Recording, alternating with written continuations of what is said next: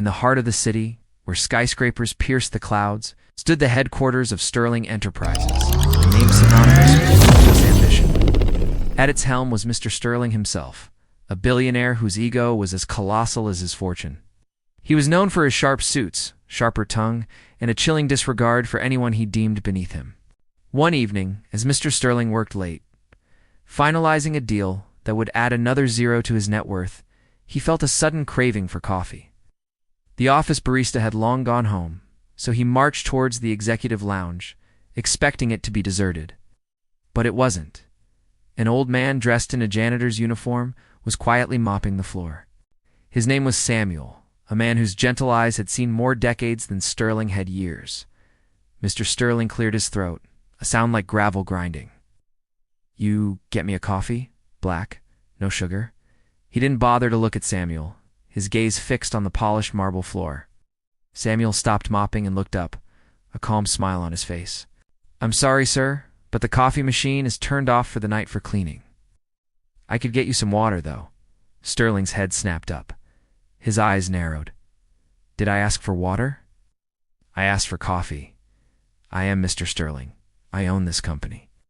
Now do as I say and make me a coffee." He spoke each word with a deliberate, condescending slowness, as if talking to a child. Samuel's smile didn't waver.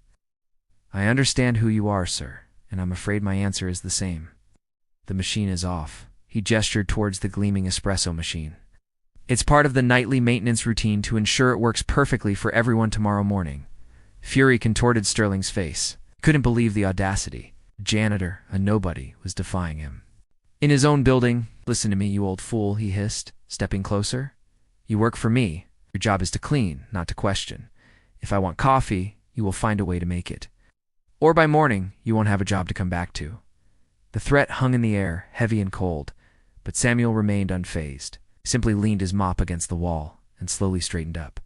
"With all due respect, Mr. Sterling," he began, his voice surprisingly firm, "you might own the company that operates within this building, but you don't own the building itself." Sterling let out a short, incredulous laugh. "What would you know about that? Are you an expert in real estate now, on top of being a world-class janitor?" The sarcasm dripped from his words. "In a way," Samuel said, his eyes twinkling. "You see, I happen to know the owner quite well." This was too much for Sterling. He was done playing games. He pulled out his phone, ready to call security and have this insolent man thrown out. "I've had enough of your nonsense. You're fired. What? Get your things and get out of my sight. I will personally see to it that you never work in this city again." As Sterling's finger hovered over the call button, the door to the executive lounge swung open. A young, sharply dressed woman entered, holding a tablet. It was Ms. Albright, the building's property manager, a woman whose efficiency Sterling actually respected. "Mr. Sterling, good evening," she said, her expression professional. Then her face broke into a warm, respectful smile as she saw the old janitor. "Mr. Peterson, I didn't expect to see you here this late. Is everything all right?" Sterling froze. "Mr. Peterson?" He looked from the highly respected property manager to the old man in the janitor's uniform, confusion clouding his features. Why was she addressing this cleaner with such deference? Samuel, or rather Mr. Peterson, chuckled softly. "Everything is fine, Eleanor. I just enjoy keeping an eye on my property myself from time to time. Reminds me of where it all started." He gestured towards Mr. Sterling. "I was just having a conversation with your tenant here." The pieces began to click into place in Sterling's mind, each one a hammer blow to his ego.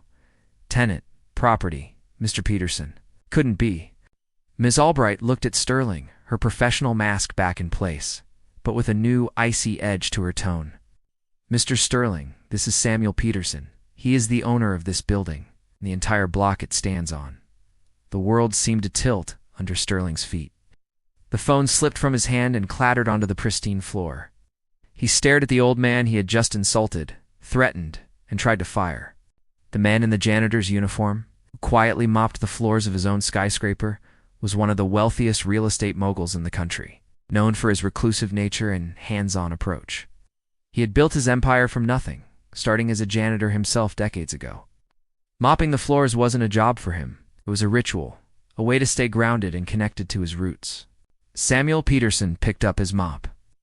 Now, as I was saying, the coffee machine is off for the night. He looked at Sterling, not with triumph or anger, but with a quiet, profound disappointment. You can have all the money in the world, son, but it doesn't buy you class. It certainly doesn't give you the right to treat people poorly. He turned to Ms. Albright. Eleanor, please remind Mr. Sterling of the conduct clauses in his lease agreement, especially the one regarding respect for all building staff and personnel. He then looked back at Sterling, his calm gaze more piercing than any shout. My father used to say, the way you treat the person who can do nothing for you is the truest reflection of your character. It seems you have a lot to reflect on. Without another word, Samuel Peterson resumed his mopping. The rhythmic swish of the mop, the only sound in the cavernous lounge. For the first time in his life, the billionaire Mr. Sterling felt small. He stood there, amidst the gleaming reflections on the floor, a ghost in a building that suddenly felt like it didn't belong to him at all. His empire of wealth felt like a house of cards, built on a foundation of arrogance that had just been washed away by a humble janitor's mop. That night, he didn't get his coffee, but he received a lesson in humility that was far more bitter, and one he would never forget. Thank you for watching. What do you think Mr. Sterling did the next day? Let us know in the comments, and don't forget to subscribe for more stories that make you think. I'll see you next time.